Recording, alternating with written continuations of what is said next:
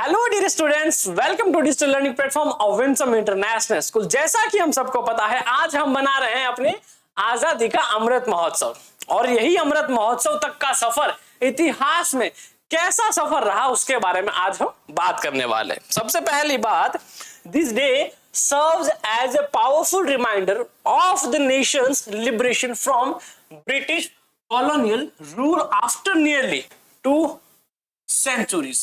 लगभग 200 साल की गुलामी के बाद आज हमने ये स्वतंत्रता जो है वो हासिल की है। अंग्रेजों के अत्याचार सहे, इतनी प्रताड़ना सही, उसके बाद कहीं जाकर ये हमें आजादी मिली है।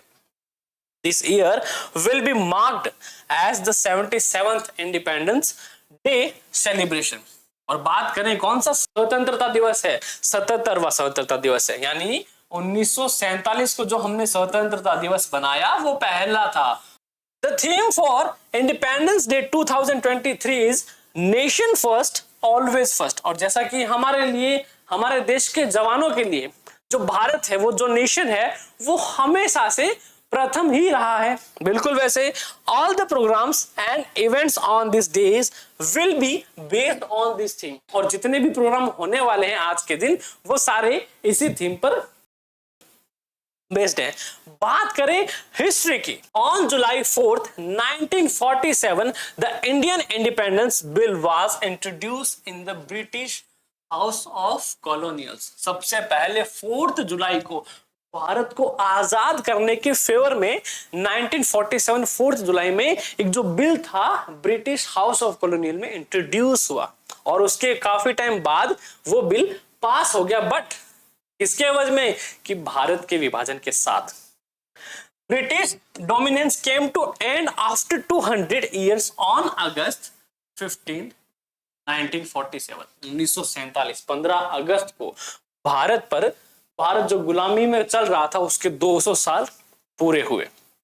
और the British enacted the Indian independence act on 18 July 1947 and the entire act was the reason for the Indian independence movement which had been active for a long period of time। और वहीं 18 जुलाई 1947 को उस bill के एवज में ये प्रस्ताव जो है वो मान लिया गया था कि भारत को आजादी तो हम देंगे, बट इसके विभाजन के साथ। यानी भारत अब आजाद होगा, बट एक पूरा अखंड भारत के जरिए नहीं, बल्कि भारत और पाकिस्तान एक विभाजन के बाद। फेमस लीडर, भारत के स्वतंत्रता सेनानी, इनकी जितनी गणना की जाए बहुत कम है, क्योंकि हर एक का पार्ट रहा इस आजादी में। आज अगर हम इनकी बात करने जाएं, उनके बारे में बातें करने जाएं, तो शायद समय की सीमा समाप्त हो जाए। बट उनके जो नाम है, उन्होंने जो काम किए, उनकी जो प्रशंसा है, वो शायद कभी खत्म ना हो। पहला नाम है सुभाष चंद्र बोस। रानी लक्ष्मीबाई, खूब लड़ी मर्दानी वो तो झांसी वाली रानी थी। ये जो प्रसंग है, जब इनको कहा जाए, एक मुख से शब्द निकले तो मानो जैसे रोंगटे ही खड़े हो जाए। महात्मा गांधी, सत्य पर आधारित, कि अगर आपका जो प्रस्ताव वो सत्य है, और अगर आप सत्य भावना से अपने देश को आजाद कराना चाहते हो, तो आपको कोई नहीं रोक सकता। यानी आपके पास क्या ताकत है? आपके पास सत्य की ताकत है। भगत सिंह का नारा प्रसिद्ध, इनकलाब जिंदाबाद।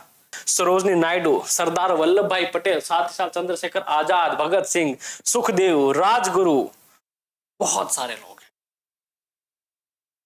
हिस्ट्री टाइमलाइन, अब ये टाइमलाइन है, इसमें बहुत सारे इवेंट हुए कि सिर्फ एक चीज को सपोर्ट की वजह से आज इंडिया इंडिपेंडेंट नहीं हुआ। बहुत सारी चीजें हुई, बट सबको एक स्लाइड में कवर अप कर पाना पॉसिबल नहीं है। तो मेजर जो हमने वो आज हम देखेंगे। 1857 रिवोल्ट ऑफ 1857, यानी 1857 की वो पहली क्रांति, जिसने एक छोटी सी चिंगारी ने पूरे ब्रिटिश साम्राज्य को तहस नहस करने की जो एक विचारधारा थी वो सुलगा दी, पूरे भारत में सुलगा दी। और यही क्रांति को India's first war of independence भी कहा जाता है। यानी भारत की आजादी के लिए शुरू किया गया पहला युद्ध। The Swadeshi movement was a consequence of Lord Curzon's announcements for the partition of Bengal in 1905। स्वदेशी मूवमेंट, इसके तहत क्या हुआ कि भारत में बनी गई सिर्फ चीजों का ही हम क्या करेंगे, उपभोग करेंगे, यानी भारत के बाहर जिन भी चीजों को बनाया गया है उनका उपयोग हम भारत में नहीं करेंगे, सिर्फ स्वदेशी ही अपनाएंगे।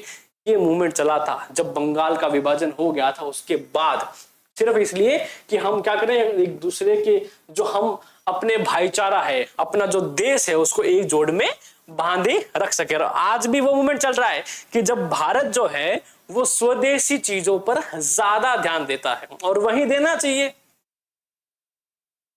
1940 से 1970 Ghadar movement, it was a significant turning point in India's quest for independence. Ghadar नाम सुना होगा, सन्नी देओल की सुप्रसिद्ध मूवी है, बट इसके पीछे एक राज भी छुपा है। गदर मूवमेंट यानी भारतीय पंजाबियों का एक ऐसा संग्राम, एक क्रांति की ऐसी आग जिन्होंने ठंडे पड़े खून में ज्वाला सी ला दी थी।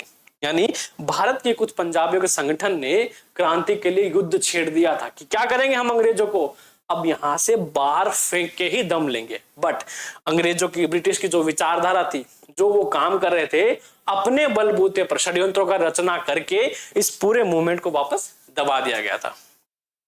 1930 Mahatma Gandhi led a non-violent civil disobedience movement in colonial India known as the Salt March, also the Dandi March and the Dandi सत्याग्रह। सत्य पर आधारित दांडी मार्च, सॉल्ट मार्च पूरे भारत को एक करने के लिए की गई यात्रा थी।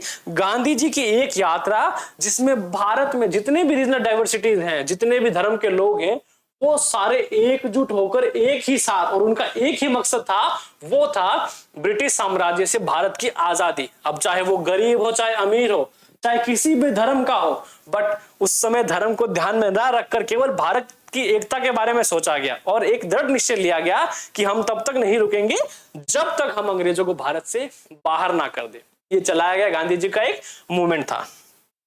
Quit India movement 1942, Gandhi ji ने जब कह दिया था करो या मरो, आखिरी ऐसा आंदोलन जिसके बाद जो लोगों की प्रतिक्रिया थी वो अंग्रेजों के खिलाफ और ज्यादा उग्र हो गई थी कि अब इनको यहां से बाहर करके ही दम लेना है।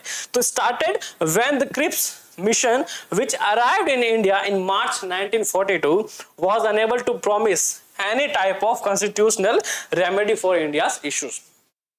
जो सक्षम नहीं थे, जो भारत के संविधान के लिए चीजें जरूरी हैं, जो इनको चाहिए, वो एक पुख्ता सबूत उनको साबित करने में ये जो मिशन था वो सक्सेसफुल नहीं रहा। और इसी के एवज में जो लोगों का आक्रोश था, भारत की जनता का जो आक्रोश था, वो अंग्रेजों पर फूट पड़ा। और फिर आखिर क्या हुआ इसका निष्कर्ष? इसका निष्कर्ष आज ये है कि हम और आप बिल्कुल अपनी आजादी के साथ आपके सामने खड़े हैं और पूरे विश्व में जो भारत का झंडा है वो लहरा रहा है। उन क्रांतिकारियों की बदौलत ही आज ये पॉसिबल हो पाया है। 15 अगस्त 1947, on 15th August 1947, India became independent from the British Empire। इससे आजाद हुआ था ब्रिटिश एम्पायर से। The handover of the power was overseen by Lord Mountbatten, जो भारत के आखिरी वॉइस रॉय भी रहे। Lord Mountbatten, the last viceroy of India, and Jawaharlal Nehru became the first prime minister of India and raised the Indian national flag above the Lahori Gate and of Red Fort in Delhi। Delhi के Lahori gate, लाल किले के Lahori gate पर पहली बार जो भारत का, स्वतंत्र भारत का ध्वजारोहण किया गया था।